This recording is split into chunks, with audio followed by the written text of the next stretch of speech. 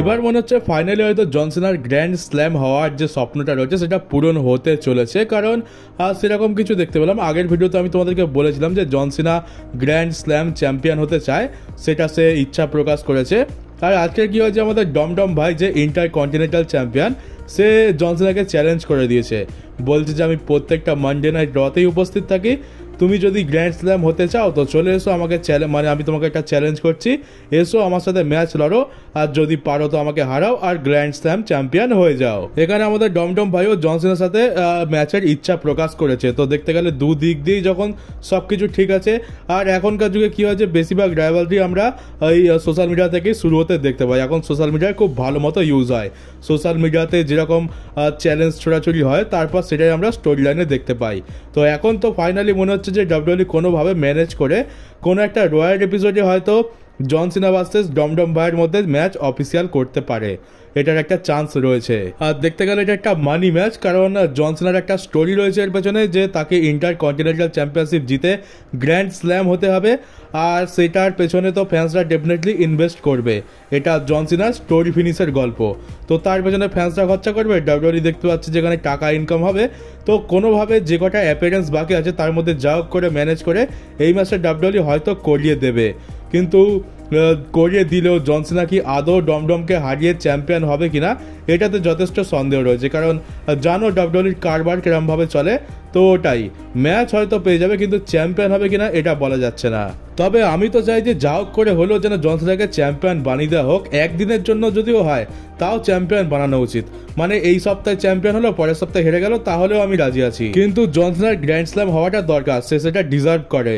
আর এবার ভিন্স ম্যাকম্যানকে নিয়ে কথা বলা যাক। তো ভিন্স ম্যাকম্যানের বার্থডে পার্টিতে অনেক রেসলাররা ছিল, এছাড়া আরও কিছু লোকজন ছিল, তাদের মধ্যে একজন সেখানকার খবর লিক করেছে।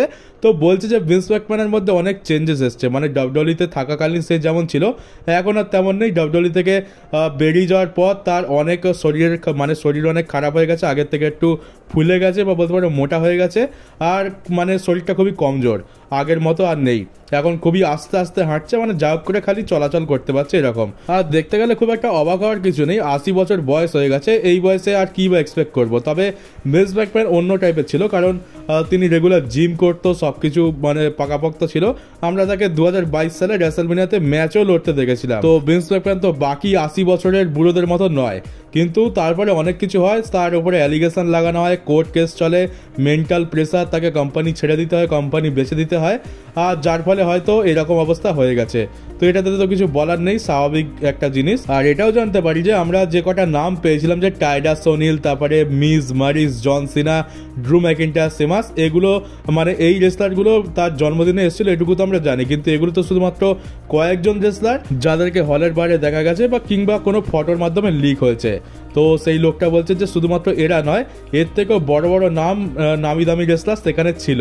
তো অনেক রেসলাররা নাকি গেছিল ভিন্স ম্যাকম্যানের জন্মদিনে। তো আমি যেটা বলছিলাম যে Randy Orton, Brock Lesnar, Ric Flair, এরা তো থাকবেই থাকবে, তো মনে হচ্ছে সেটাই হয়েছে, ওরাও ছিল ওখানে। আর শুধু এরা তো বড় নাম বলে আমি বলছি, তাছাড়া আমাদের ডাব্লিউডব্লিউই রোস্টারে অনেক সুপারস্টার রয়েছে যারা ওইখানে ছিল, মানে ভিন্স ম্যাকম্যান থাকাতে যারা যারা ভালো বুকিং পেত তারা অবশ্যই সেখানে ছিল।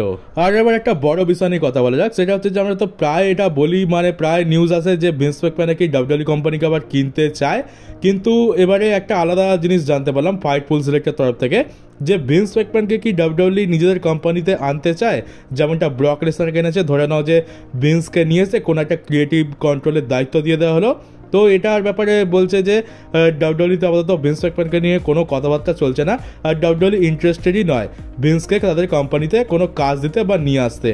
আর পার্সোনালি আমি বলবো, আমি তো চাইও না যে ভিন্স ম্যাকম্যান ডাব্লিউডব্লিউই কোম্পানিতে এইভাবে যায়। যদি এটা হয় তাহলে ভিন্স ম্যাকম্যান যাবে একজন এমপ্লয় হিসাবে, আর এমপ্লয় মানে হচ্ছে তোমার ওপরেও কেউ থাকবে, তোমাকে শান্তি মনে কাজ করতে দেবে না।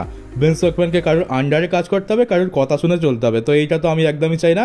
ভিন্স যদি ডাব্লিউডব্লিউইতে ফেরে তাহলে মালিক হিসাবেই ফেরা উচিত, তাহলে সে ফ্রিভাবে কাজ করতে পারবে।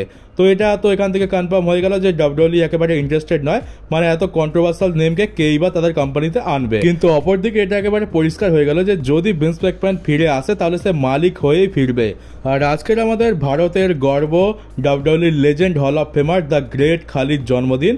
আর আমার তরফ থেকে আর আমার অডিয়েন্সের তরফ থেকে আমাদের গ্রেট কালী স্যারকে হ্যাপি বার্থডে। তোমরা যারা বেশ কিছু সময় ধরে ডাব্লিউডব্লিউই দেখছো, মানে বেশ প্রায় একটা মানে 10 বছর 8 বছর হয়ে গেছে, তারা নিশ্চয়ই এনজো আমোরেকে তো নিশ্চয়ই চিনেই থাকবে। এনজো আমোরে যে এককালে লিভ মর্গানের বয়ফ্রেন্ড ছিল, আর এ নাকি লিভ মর্গানকে ঠকিয়ে দেয়, যার ফলে ব্রেকআপ হয়ে যায়। মানে কি কনফিডেন্স, লিভ মর্গানকে ঠকিয়েছে। তো যাই হোক, এবারে এই যে এনজো আমোরেকে তো রিলিজ করে দেওয়া হয়েছিল।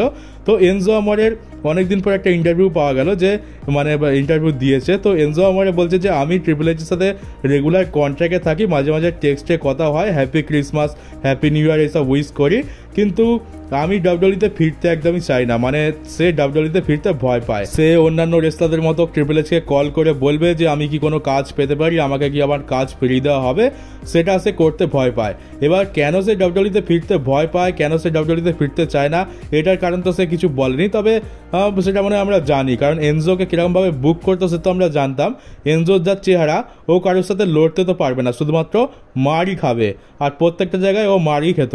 এখন আকিরা টোজাওয়াকে যেরকমভাবে ইউজ করা হয়, তখন এনজো আমারকে সেরকমভাবে ইউজ করা হতো। আর এখন তো আকিরা টোজাওয়ার তো তাও কপাল ভালো যে বেশি তাকে ইউজ করা হয় না। আর কিন্তু এনজো আমারকে তো প্রত্যেক সপ্তাহে ইউজ করা হতো, আর প্রত্যেক সপ্তাহে কেউ না কেউ ধুয়ে টাঙিয়ে দিয়ে চলে যেত।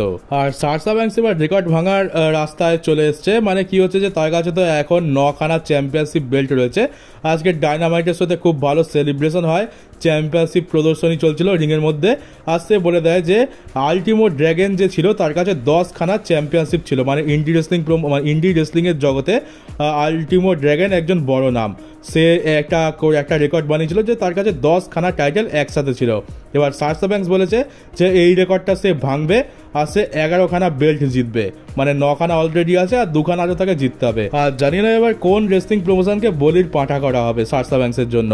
আর সারসা ব্যাংকস যখনই কিছু বলে তখনই সেটা মানে কি হয়ে যায়, একটা হাসির জিনিস হয়ে যায়। আর দেখতে গেলে তার কথাবার্তা যেরকম, তাকে ট্রোল করতে হবে, মানে ট্রোল করবে লোকে বা হাসাহাসি করবে, এটাই স্বাভাবিক। আর এটা নিয়ে এখন বেশ ট্রোলিং তো চলছে। আর মনে তো হচ্ছে যে এতদূর আসার পর সে আর ফিরে যাবে না, আলটিমো ড্র্যাগনের রেকর্ডটা ভেঙেই দেবে, আর তারপর দেখবো যে কি হয়। ফ্যান্সরা তার সোশ্যাল মিডিয়ার একেবারে ব্যান্ডবাজি ছেড়ে দেবে।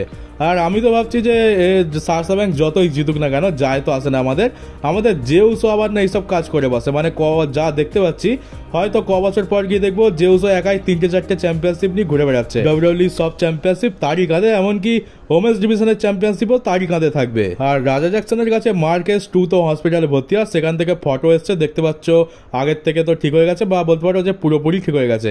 কিন্তু দেখার বিষয় হচ্ছে যে স্টু এর মেডিকেল যে সমস্ত মানে চিকিৎসার জন্য যে সমস্ত ডোনেশন দেওয়া হচ্ছিল, সেই ডোনেশন গিয়ে দাঁড়িয়েছে মানে প্রায় $1.5 লাখ ডোনেশন চলেছে তার চিকিৎসার জন্য। মানে হসপিটালে $10,000 খরচা হয়েছে কিনা সন্দেহ, কিন্তু সে পেয়ে গেছে $1.5 লাখ। বাকিটা কি হবে, তার পকেটেই যাবে। যত না মার খেয়েছে তার থেকে বেশি তো ডোনেশন পেয়ে গেছে।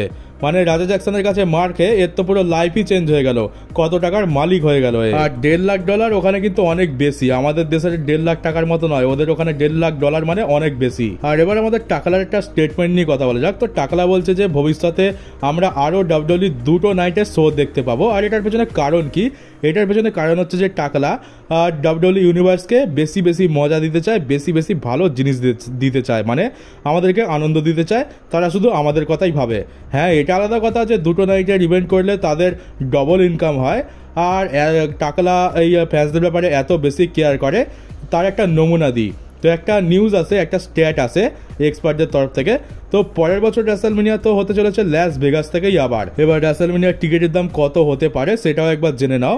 তো এমনটা জানা যাচ্ছে যে ফ্রন্ট রোয়ের যে টিকিটগুলো হয়, যেটা সব থেকে দামি টিকিট হয়, তার দাম হতে চলেছে $70,000, যেটা আমাদের ভারতীয় টাকায় 62 লাখ টাকা, বাংলাদেশি টাকায় প্রায় 86 লাখ টাকা। আর এটা তো কম করে বলা হচ্ছে, এটা $70,000 জায়গায় $80,000 হতে পারে। তো বুঝতে পারছো অ্যামাউন্টটা কোন দিকে যাবে। এবার যদি কোনো ফ্যান এটা ঠিক করে বসে যে আমি ফ্রন্ট রোতেই বসবো আর আমি 2টো নাইটেই যাব, তাহলে 2টো নাইট মিলে তাকে প্রায় $1.5 কোটি টাকা খরচা করতে হবে। তো বুঝতেই পারছো কত বেশি কেয়ার করে আমাদের টাকলু। আর এইসব আমেরিকাতে হচ্ছে বলে চলছে, এসব যদি আমাদের ইন্ডিয়া আর বাংলাদেশে হতো তাহলে ডাব্লিউডব্লিউ সব মাছি মারতো, কেউ যেতও না অত টাকা দিয়ে, সবাই টিভিতে বা নেটেই দেখে নিত।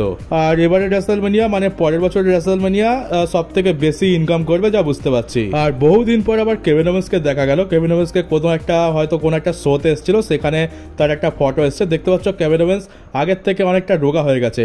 আগে কেভিন ওভেন্সের একটা ভুঁড়ি ছিল, সে ভুঁড়িটা আর নেই। তো নেক্সট সার্জারি সাকসেসফুলি হয়ে গেছে, সে এখন ঠিক আছে, রিকভার করছে, কিন্তু চেহারায় অনেকটা বদল এসছে। এবার কেভিন ওভেন্সের এই ফটোটা যখন খুব ভাইরাল হচ্ছিল সোশ্যাল মিডিয়াতে, সবাই বলছে যে কেভিন ওভেন্স কত বদলে গেছে, কত রোগা হয়ে গেছে। তখন কেভিন ওভেন্স ফ্যানদের উদ্দেশ্যে একটা টুইট করে বলে যে না এরকম কিছু নয়, আমি কিন্তু এখনো মোটাই রয়েছি, তো অতটাও বিচলিত হওয়ার কিছু নেই, তোমরা কাম ডাউন, মানে তোমরা শান্ত হয়ে যাও। আর কেভিন ওভেন্স তার রিটার্নের ব্যাপারে এটাও বলে যে দেখো আমার নেক্সট সার্জারি তো পুরো সাকসেসফুলি হয়ে গেছে, সব কিছু ঠিকঠাক রয়েছে, কিন্তু আমি কোনোদিনও আর রেসলিং করতে পারবো কিনা এর কোনো গ্যারান্টি নেই। মানে যেটা বলা হচ্ছে যে 1 বছর কিংবা 2 বছর লেগে যাবে, ওটা শুধুমাত্র বলার জন্যই বলছে। এবারে আদৌ 1-2 বছর পর গিয়ে সে আদৌ ঠিক হবে কিনা 100% তার কোনো গ্যারান্টি নেই। তো মনে তো হচ্ছে তার ক্যারিয়ার শেষ হয়ে যেতে পারে। ওই Stone Cold Steve Austin, Edge, Daniel Bryan, তারপর কার্ট অ্যাঙ্গেল, ওদের মতোই হয়তো অবস্থা হবে। আমরা হয়তো আবার বহু বছর পর গিয়ে তার রিটার্ন দেখতে পেতে পারি। আর এমনিতেও যে বলা হচ্ছে যে 1-2 বছর টাইম লেগেই যাবে, তো 1-2 বছর পর যদি ফিট হয়েও যায় তো 1-2 বছর টাইমটাও খুব একটা খুব একটা ছোট টাইম তো নয়। আমাদের তো মনেই হবে যে বাবা কতদিন পর রিটার্ন করলো। তো কেভিন ওভেন্সের আশা আমাদের এখন ছেড়ে দেওয়াই উচিত। যদি কোনো বড়সড় মিরাকেল হয়ে যায় তাহলে হয়তো আমরা কিছু বছর পর গিয়ে তাকে দেখতে পেতে পারি, যেমনটা আমরা বাকিদের ক্ষেত্রে দেখেছি। তো চলো গাইস, এই ভিডিওটা এই পর্যন্ত ছিল। কেমন লাগলো কমেন্ট বক্সে অবশ্যই জানিও। নতুন হয়ে থাকলে চ্যানেলটাকে সাবস্ক্রাইব করে নোটিফিকেশন বেলটাকে অবশ্যই অন করে দিও, আর পারলে ভিডিওটাকে শেয়ারও করে দিও। তো চলো এবার দেখা হবে ডাব্লিউডব্লিউ আর AEW নতুন একটা নিউজ ভিডিওতে।